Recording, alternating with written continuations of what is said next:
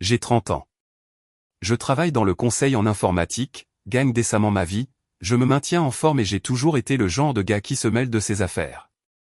Je ne suis pas la personne la plus bruyante dans une pièce, mais je ne suis pas invisible non plus. Je pensais savoir ce que je voulais. Une relation stable, quelqu'un d'authentique, peut-être une famille un jour. Je pensais avoir trouvé cela avec Léa. Nous sortions ensemble depuis 8 mois. Nous nous étions rencontrés par des amis communs lors d'un barbecue sur un toit l'été dernier.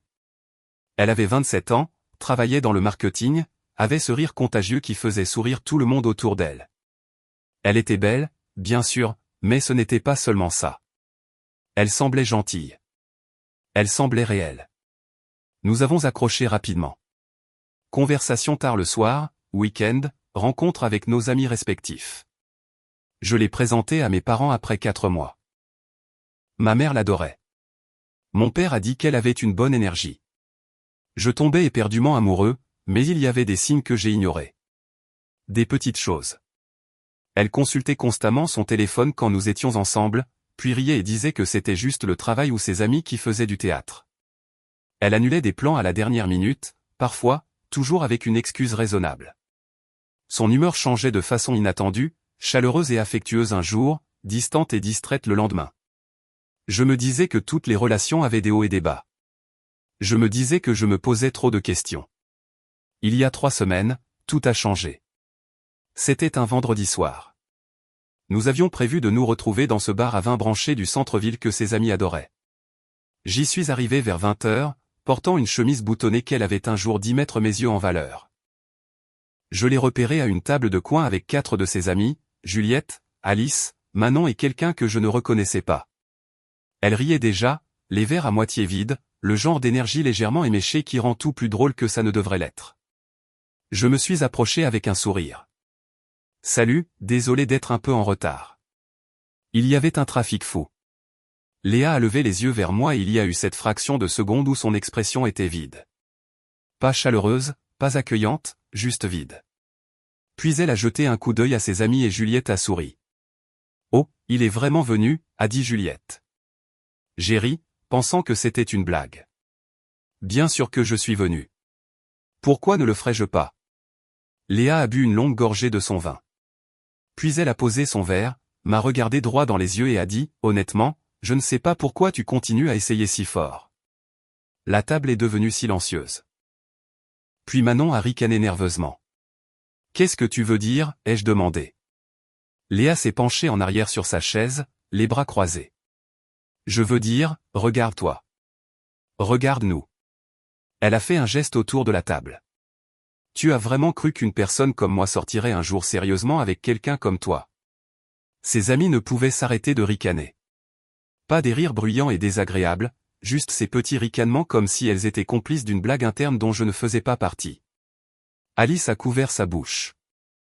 Juliette a fixé son verre, en souriant. Je suis resté là, ce qui m'a semblé une éternité. Ma poitrine s'est serrée. Mon visage est devenu chaud. Mais je n'ai pas crié. Je n'ai pas fait de scène. J'ai juste souri. Pas un faux sourire, mais le genre que l'on donne quand on comprend enfin quelque chose que l'on aurait dû voir venir. Bien, ai-je dit. Alors c'est la dernière fois que tu devras me voir. Je me suis retourné et je suis sorti. Je n'ai pas regardé en arrière. Je n'ai pas attendu de réponse. J'ai pu entendre Léa dire quelque chose derrière moi, peut-être mon nom, mais j'ai continué à marcher. Je suis monté dans ma voiture, j'ai conduit jusqu'à chez moi, je me suis assis sur mon canapé dans le noir pendant 2 heures, rejouant toute la scène dans ma tête. Je n'ai pas pleuré tout de suite. J'étais trop engourdi, trop confus. 8 mois. J'avais rencontré sa famille. Je l'avais aidé à déménager. Je l'avais écouté pleurer à propos de son travail, de ses insécurités, de son passé. Et c'est ainsi que cela se terminait, devant ses amis, comme si j'étais une sorte de chute qu'elle attendait de livrer. Vers minuit, mon téléphone a vibré. Un SMS d'un numéro que je ne reconnaissais pas, « Salut, c'est Alice, l'amie de Léa de ce soir.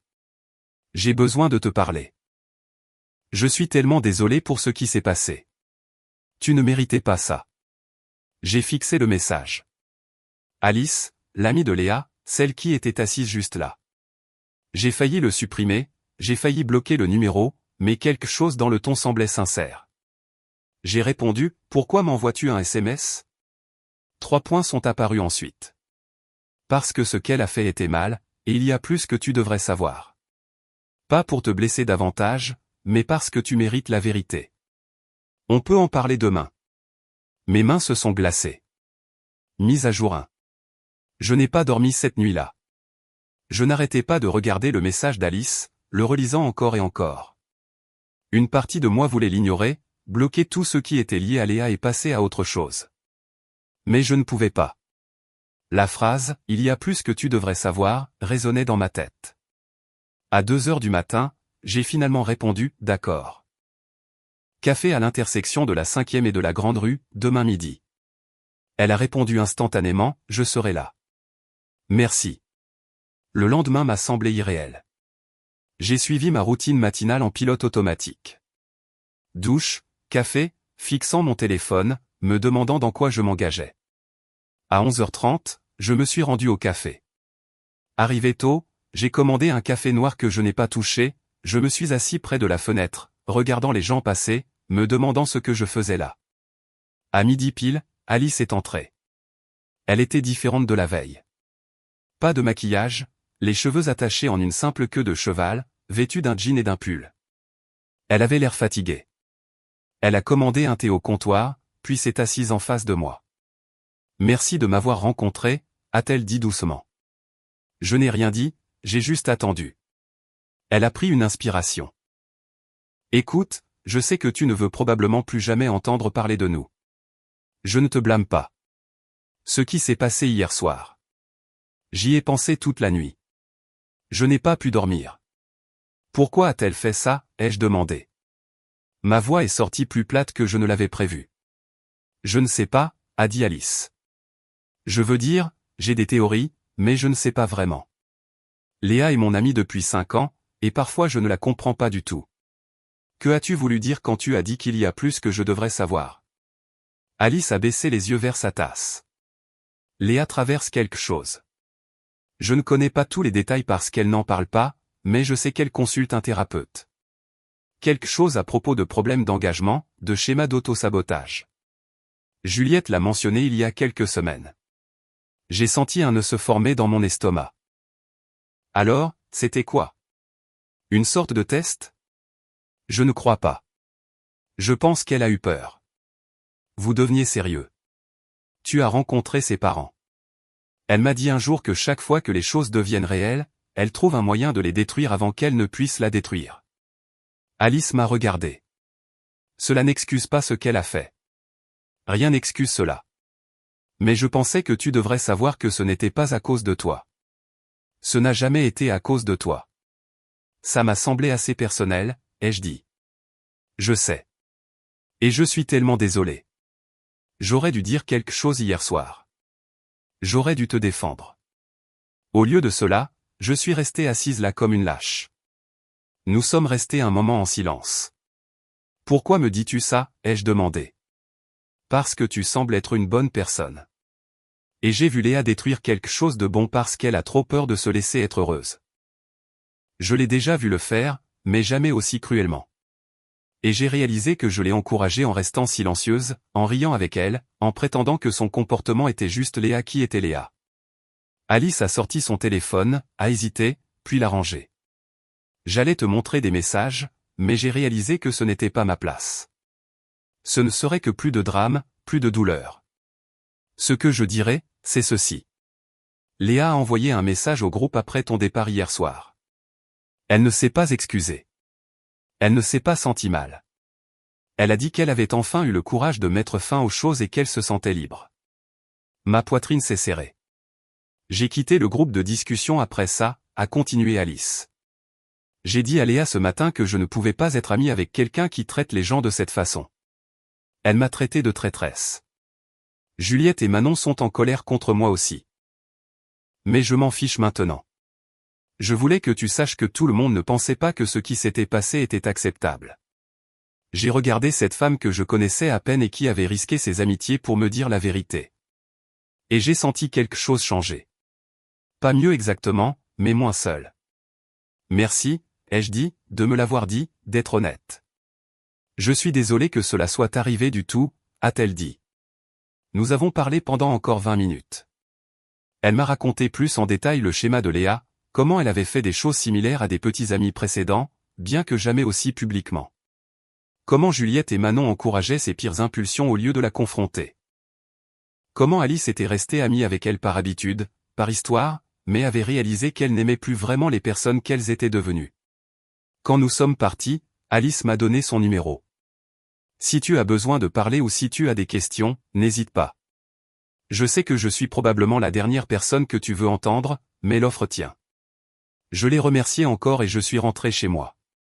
Cette nuit-là, j'ai fait quelque chose que je n'avais pas fait depuis des années.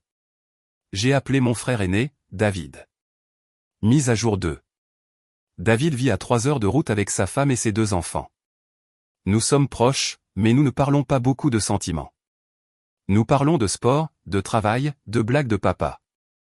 Alors, quand je l'ai appelé samedi soir et que j'ai dit « j'ai besoin de conseils », j'ai pu entendre la surprise dans sa voix. « Qu'est-ce qui se passe ?» a-t-il demandé. Je lui ai tout raconté. La relation, le bar à vin, l'humiliation, la conversation avec Alice. Je m'attendais à ce qu'il se mette en colère pour moi, peut-être qu'il me dise que Léa était une garce et que je devais l'oublier. Au lieu de cela, il est resté silencieux un long moment. Puis il a dit, « Comment te sens-tu en ce moment ?» Je ne sais pas, ai-je admis, confus, blessé, en colère, embarrassé. Tout cela a du sens, a-t-il dit. Tu as été pris au dépourvu. C'est brutal, mec. Je suis désolé. Je n'arrête pas de le rejouer dans ma tête, ai-je dit. J'essaie de comprendre ce que j'ai mal fait, ce que j'ai manqué. Tu n'as rien fait de mal, a dit David fermement. Que quelqu'un te traite mal n'est pas un reflet de ta valeur. C'est un reflet de la leur. Tout le monde l'a vu, pourtant. Ses amis, d'autres personnes au bar. Je suis resté là comme un idiot. Tu n'es pas resté là comme un idiot. Tu es parti avec dignité. Ça demande de la force. Il a fait une pause. Écoute, je ne t'ai jamais dit ça, mais quelque chose de similaire m'est arrivé à l'université.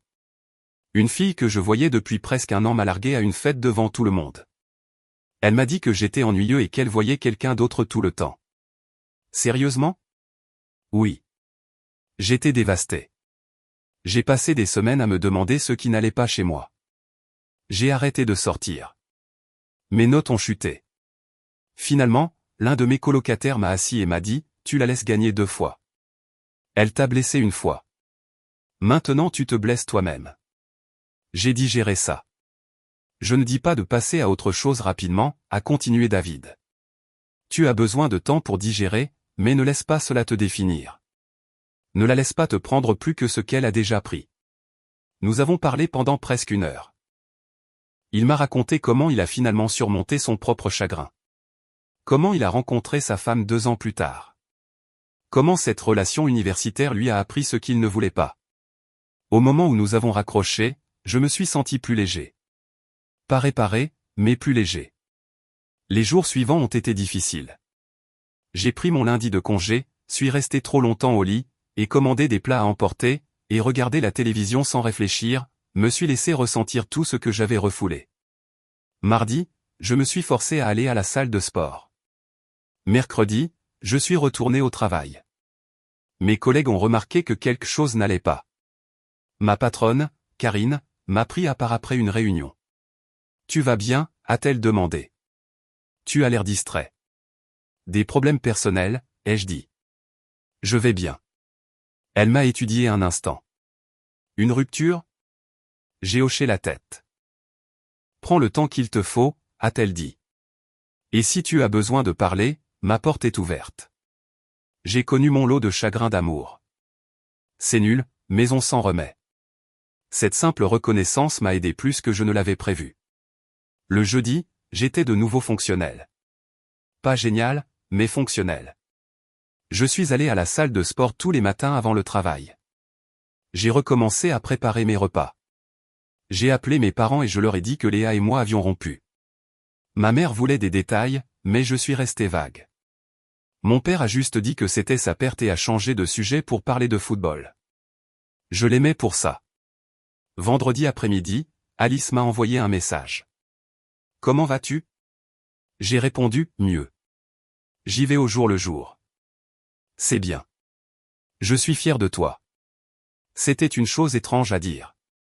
Elle me connaissait à peine, mais d'une certaine manière, ça comptait. Elle a ajouté, j'ai commencé à voir un thérapeute cette semaine. Je réalise que j'ai mes propres problèmes à régler. Je me suis dit que si je devais dénoncer les comportements toxiques, je devais aussi gérer mes propres schémas. C'est génial, ai-je répondu. Il faut du courage pour faire ça. Tout comme ce que tu fais. Avancer au lieu de rester bloqué dans la colère. Est-ce que j'avançais? Je n'étais pas sûr, mais j'essayais. Mise à jour 3. 2 semaines après l'incident du bar à vin, quelque chose d'inattendu s'est produit. J'étais au supermarché un dimanche après-midi, hésitant entre des marques de pâtes, quand j'ai entendu une voix derrière moi. Julien. Je me suis retourné. Léa se tenait là avec un panier d'achat, l'air plus petite que dans mes souvenirs. Pas de maquillage, les cheveux attachés. Elle avait l'air d'avoir pleuré récemment. Mon premier réflexe a été de partir. Mon deuxième, de dire quelque chose de cruel. Je n'ai fait ni l'un ni l'autre. Léa, ai-je dit d'un ton neutre. On peut parler, a-t-elle demandé. S'il te plaît, juste une minute. Chaque partie de moi voulait dire non, mais la curiosité a gagné. D'accord. 1 minute. Nous nous sommes écartés du rayon. Elle a posé son panier et s'est serrée dans ses bras. Je suis désolé, a-t-elle dit doucement. Ce que j'ai fait est impardonnable. Je le sais. Je n'attends pas que tu me pardonnes. J'avais juste besoin que tu m'entendes le dire. J'ai attendu. J'ai suivi une thérapie, a-t-elle continué, en essayant de comprendre pourquoi je fais les choses que je fais. Ma thérapeute dit que j'ai ce schéma de repousser les gens quand ils deviennent trop proches. Quelque chose à propos de la peur de l'abandon découlant du divorce de mes parents. Cela n'excuse pas ce que j'ai fait. Rien ne l'excuse. Mais je voulais que tu saches que ce n'était pas à cause de toi. Tu étais incroyable. Tu étais tout ce que j'aurais dû vouloir. Mais tu ne le voulais pas, ai-je dit. Je le voulais. C'est ce qui m'a fait peur. Ses yeux se sont remplis de larmes. Quand tu m'as présenté à tes parents, j'ai paniqué. C'était trop réel, trop permanent. Et au lieu de t'en parler comme une adulte, j'ai tout saboté de la pire façon possible. J'ai étudié son visage. Elle semblait sincère, brisée même. Il y a un mois, cette conversation m'aurait détruit. Maintenant, je me sentais juste fatigué. J'apprécie les excuses, ai-je dit. Mais cela ne change rien. Je sais. Tu m'as humilié devant tes amis. Tu m'as fait me sentir insignifiant. Et selon Alice, tu ne t'es même pas senti mal après. Léa a tressailli. Je me suis senti mal. J'ai juste. Je ne savais pas comment l'admettre. Alors, j'ai fait semblant de m'en ficher. Je peux le dire. Nous sommes restés là dans un silence inconfortable. Tu sors avec quelqu'un? A-t-elle demandé. Ce n'est plus tes affaires. C'est vrai. Désolé, elle a essuyé ses yeux. Je veux juste que tu saches que tu ne méritais pas ce que j'ai fait. Tu étais un bon petit ami, une bonne personne. J'espère que tu trouveras quelqu'un qui appréciera cela. J'espère que tu trouveras ce que tu dois trouver, ai-je dit, et je le pensais. Non pas parce que je voulais me réconcilier, mais parce que garder la colère était épuisant. Léa a hoché la tête, a pris son panier et est partie. Je suis resté là un moment, traitant ce qui venait de se passer. Puis j'ai pris mes pattes et j'ai continué mes courses. Cette nuit-là, j'ai rappelé David. Elle s'est excusée, lui ai-je dit. Qu'en penses-tu? Je ne sais pas. Ça semblait sincère, mais ça semblait aussi trop tard. C'est probablement trop tard, a dit David. Mais au moins elle l'a reconnu. Certaines personnes ne le font jamais. Penses-tu que les gens peuvent changer? Peut-être avec un vrai travail et un réel engagement, mais ce n'est pas ta responsabilité. Ta responsabilité est envers toi-même. Il avait raison. Mise à jour 4. Un mois est passé, puis un autre. La vie a recommencé à me sembler normale. J'ai été promu au travail. Rien d'énorme, juste un poste de consultant senior, mais cela venait avec une augmentation et plus d'autonomie. J'ai commencé à participer à un match de basket hebdomadaire au centre communautaire. Je me suis fait de nouveaux amis. L'un d'eux, Marc, travaillait dans la construction et avait le genre de personnalité directe que j'avais tant désiré. Pas de jeu, pas de sous-entendu, juste une conversation honnête. Je suis également resté en contact avec Alice. Nous nous rencontrions pour un café toutes les 2 semaines. Elle me tenait au courant de ses progrès en thérapie. Je lui racontais mon travail et les matchs de basket. C'était agréable d'avoir une amitié qui semblait dénuée de drame. Un soir de la fin du printemps, près de 3 mois après tout ce qui s'était passé, Alice et moi nous sommes rencontrés dans un autre café. Elle semblait excitée par quelque chose. J'ai rejoint un groupe de randonnée, a-t-elle annoncé. J'ai rencontré des gens vraiment sympas. C'est génial de sortir de mon cercle habituel, de rencontrer des gens qui ne connaissent pas mon ancienne moi. C'est génial, ai-je dit sincèrement. Et j'ai réfléchi, a-t-elle continué, le groupe fait une grande randonnée le mois prochain dans les montagnes. C'est un voyage de week-end. Camping, feu de camp, tout ça. Tu devrais venir. Je ne sais pas, allez. Quand as-tu fait quelque chose qui sortait complètement de ta zone de confort pour la dernière fois? De plus, il y a quelqu'un dans le groupe avec qui je pense que tu t'entendrais bien. J'ai levé un sourcil. Tu essaies de me caser? Peut-être. Elle s'appelle Rachel. Elle est graphiste. Elle adore les films de science-fiction. Elle a un grand sens de l'humour. Pas de pression, cependant. Viens juste pour la randonnée. Si vous accrochez, génial. Sinon, tu auras passé un bon week-end. J'y ai réfléchi. L'ancien moi aurait dit non immédiatement. Aurait dit que je n'étais pas prêt. Mais quelque chose avait changé au cours des derniers mois. J'avais passé tellement de temps à guérir, à digérer, à me reconstruire. Peut-être était-il temps de vivre à nouveau. D'accord, ai-je dit. Je viendrai. Alice a souri. Tu ne le regretteras pas, la randonnée a été incroyable. Le groupe était composé d'environ 12 personnes, de tous âges et de tous horizons, toutes vraiment gentilles. Et Rachel, Alice avait raison. Nous avons accroché immédiatement. Elle était drôle et vive, avec un humour autodérisoire qui me mettait à l'aise. Nous avons fini par parler autour du feu de camp jusqu'à 2 heures du matin, discutant de tout, de nos films préférés à nos pires histoires de relations. Je lui ai parlé de Léa. Pas tous les détails, juste les grandes lignes. Elle a écouté sans jugement.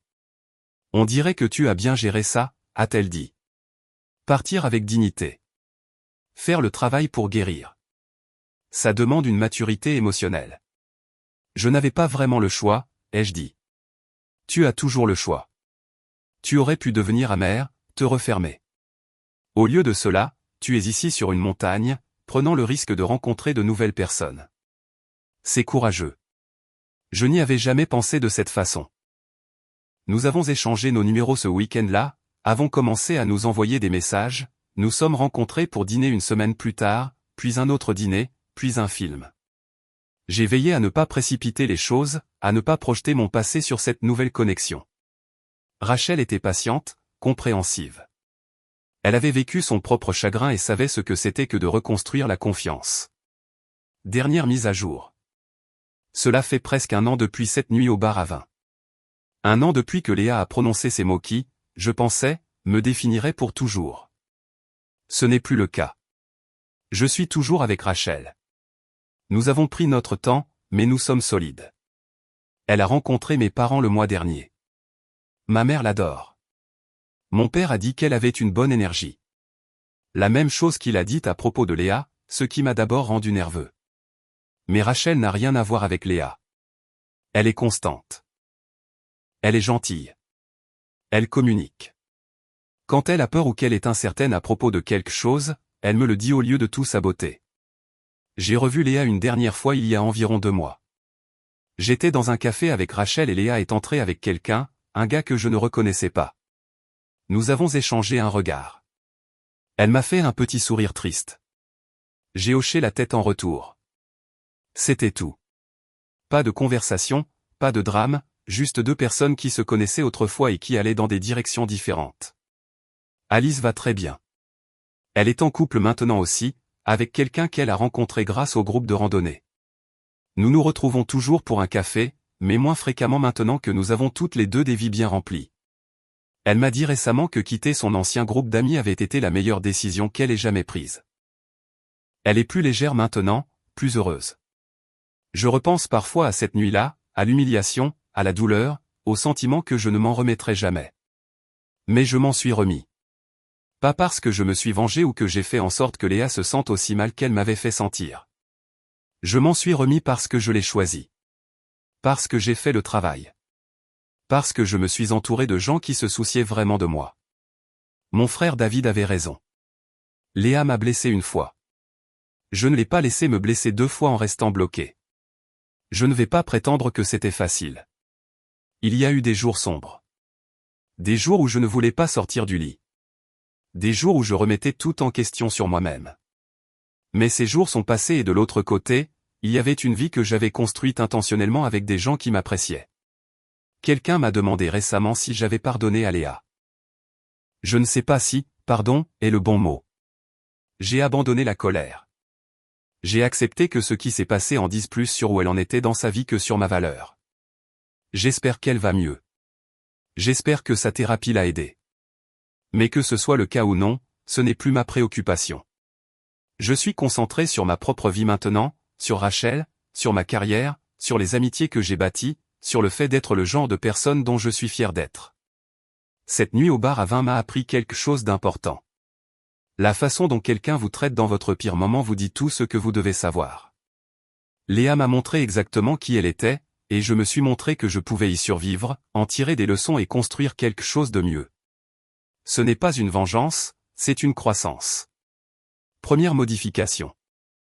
Quelqu'un a demandé si j'avais jamais découvert pourquoi Léa avait agi comme elle l'avait fait au bar à vin en particulier.